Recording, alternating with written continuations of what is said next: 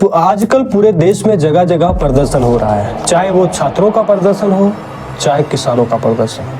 पर हमारी सरकार कुएं और मंदिर के सर्वे करवा रही है। संभल में, खासकर संभल में जगह जगह सर्वे हो रहा है, कुएं को निकाला जा रहा है, मंदिर को ढूंढा जा रहा है। पर इस विषय में मैं कुछ अपनी व्याख्या नहीं कर सकता। पर आंदोलन, छात्रों का प्रदर्शन, इस पे सरकार कितना काम कर रही है ये कुछ साफ नजर नहीं आ रहा है। और वहीं दूसरी तरफ जहाँ किसानों का आंदोलन है और अडानी का भी मुद्दा है, बहुत बड़ा मुद्दा है, पर वहीं सरकार तो सरकार है। भाजपा के लोग हॉस्पिटल में हैं। हाँ बिल्कुल सही, भाजपा के लोग, 2 लोग तो हॉस्पिटल में हैं, पर उसी के साथ साथ कहीं ना कहीं भाजपा वाले भी हॉस्पिटल में हैं। तो हम लोग खड़े तो पीछे साइड गिर गए, ऐसे पीछे सर के बल। तो राहुल गांधी का धक्का लगा आप लोगों को या किसी और सहयोगी सांसद वगैरह जो थे? तो राहुल गांधी आगे थी और पीछे से धक्का आ रहा था, राहुल गांधी आगे थे। आईसीयू में है। पर कितने भाजपा के लोग ऐसे हैं कि अच्छा, जो लोग हॉस्पिटल में, उनकी पट्टियां 12 बजे की पट्टियां कुछ और होती है और इसके बाद हर 1 घंटे के बाद लगभग उनकी पट्टियों में बड़ा बदलाव।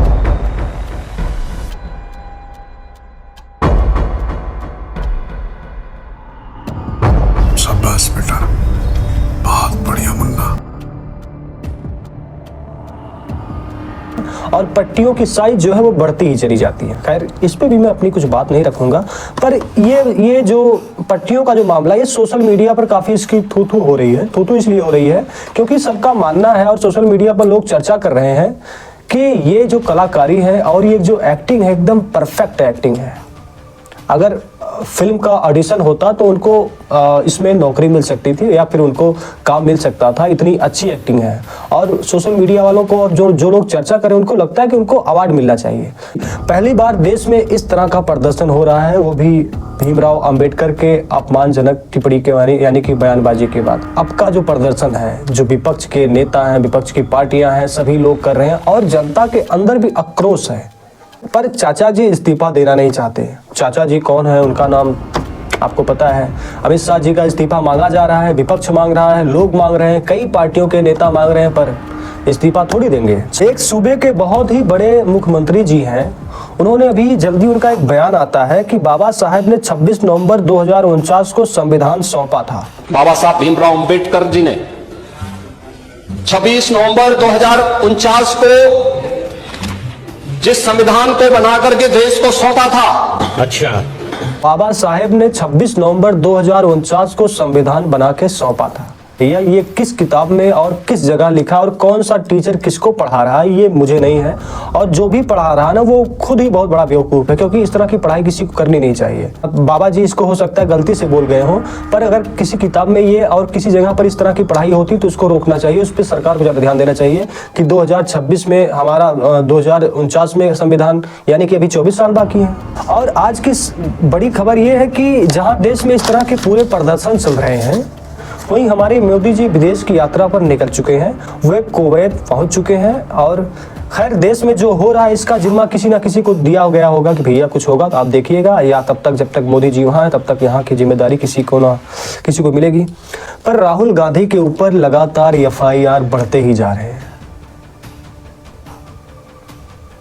बहुत ही ये गलत बात है कि राहुल गांधी की तरफ FIR, ऐसे FIR होते हैं कि ऐसा लगता है कि इनकी सांसदी और जो ये LOP यानी कि नेता प्रतिपक्ष हैं, इनको वहां से हटा के इनको पीछे ढकेला जाए, जहां से ये अपनी आवाज उठा ना सके, कुछ लोगों को बता ना सके।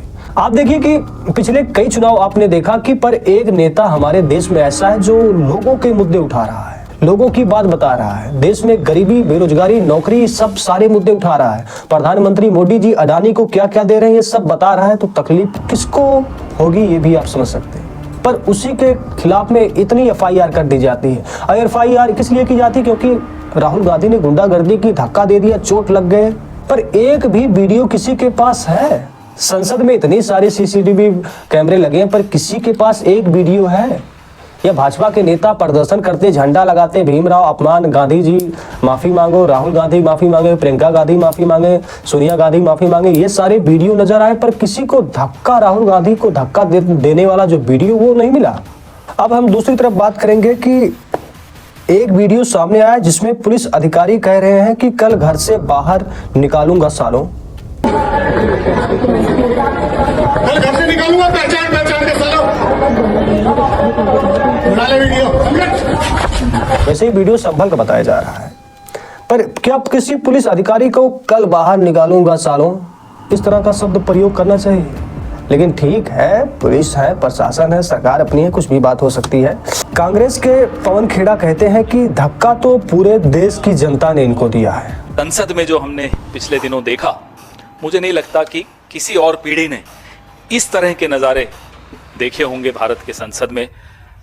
प्रधानमंत्री जी की आदत है कहने की न्यू इंडिया, तो न्यू इंडिया के न्यू पार्लियामेंट में जो वारदातें हमने देखी, उससे एक चीज समझ में आती है कि ये जो धक्का मुक्की का प्रकरण चल रहा है, जो सबसे बड़ा धक्का लगा है वो अमित शाह, नरेंद्र मोदी के 400 पार वाले सपने को धक्का अगर लगा तो संविधान की रक्षा करने वाले देश के जितने नागरिक हैं, देश का जो विपक्ष है, उसकी वजह से इन लोगों को एक धक्का लगा है।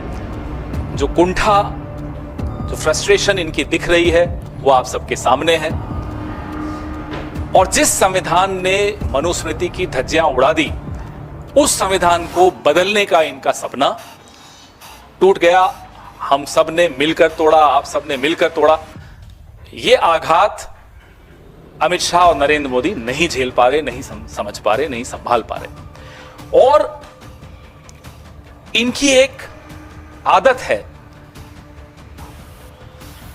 कि धन बल, बाहुबल के आधार पे सरकारों को चलाना। अगर 400 पार हो जाते तो उसी आधार पे सरकार चलाते, हो नहीं पाए तो फिर जाहिर सी बात है कि कुंठा होगी, फ्रस्ट्रेशन होगी। जो शब्द निकले उनके मुंह से, कोई ऐसा नहीं है कि कोई गलती से निकले हों। गलती से निकल जाते हैं शब्द तो हम बोल भी देते हैं, साहब sorry, I did not mean this, या माफ करिएगा मैं ये नहीं कहना चाहता था। लेकिन वो उन शब्दों को सोच समझकर धीरे धीरे उन्होंने दोहराया और उसके बाद आज तक कुतर्क कर रहे हैं, जस्टिफाई कर रहे हैं और हम पर हमला बोल रहे हैं। इससे भी मालूम पड़ता है कि ये असली जो इनकी नीयत है वो इनकी जुबान पे आ गई। अगर ये 400 सीटें पा जाते और इनके अंदर जो बातें हैं वो जुबान पर आ गई, अगर 400 सीटें आ जाती तो सोचो क्या करते हैं संविधान के साथ। हमारे देश ने एक विपक्ष पार्टी इतनी मजबूत अब की बार विपक्ष को बनाया है कि वो अपनी आवाज थोड़ा बहुत उठा पा रहा है। वैसे आप देखते हैं कि राज्यसभा में किसको रोका जाता है और किनको बुलवाया जाता है। अच्छा, जो राज्यसभा के खुद धनखड़ जी हैं वो अक्सर वीडियो में ये दिखते नजर आते हैं कि विपक्ष को हमेशा शांत करवाते हैं, चुप करवाते हैं और उसके ऊपर अपनी टिप्पणी यानी कि अपनी बातें ज्यादा रखते हैं। आज हाई कोर्ट को देख रहे हैं कि सुबह मामला दाखिल होता है संभल वाला और शाम को सर्वे का रिपोर्ट आ जाता है, पर वही देश और वही कोर्ट एक फैसले को सुनाने में सालों, 55 साल, 10-10 साल, 20-20 साल लग जाते हैं, पर एक किसी केस को सॉल्व नहीं कर पाती। पर ऐसे मामले में सुनवाई कितनी जल्दी हो जाती है, बात ये भी है। ED, CBI, police court, supreme court के ऊपर आज जो सवालों से घिरा हुआ है। ईडी, सीबीआई अक्सर ऐसा लगता है कि राहुल गांधी के ऊपर, केजरीवाल के ऊपर, जितने विपक्ष के नेता हैं सबके ऊपर ज्यादा दिखती है और कार्रवाई बहुत जल्दी होती है। ईडी से अगर आपको छूट मिले तो सीबीआई ने अरेस्ट कर लिया। अच्छा, किस विषय में अरेस्ट किया ये भी सामने नहीं आ पाता, फिर लास्ट में छोड़ देना पड़ता है। फिर वही सुप्रीम कोर्ट कहती है किस आधार पे आपने गिरफ्तार किया था, पर इस पे शांत रहो, चुप रहो, कुछ बोलो मत, ये भी सामने है। सच ये है कि संविधान के विरोध में आरएसएस आज से नहीं है, शुरू से ही आरएसएस और हिंदू दल के जो भी लोग पहले हुआ करते थे या अब तक जो भी हैं, जो मनुस्मृति को मानने वाले लोग थे, उन्होंने संविधान का हमेशा ही विरोध किया है।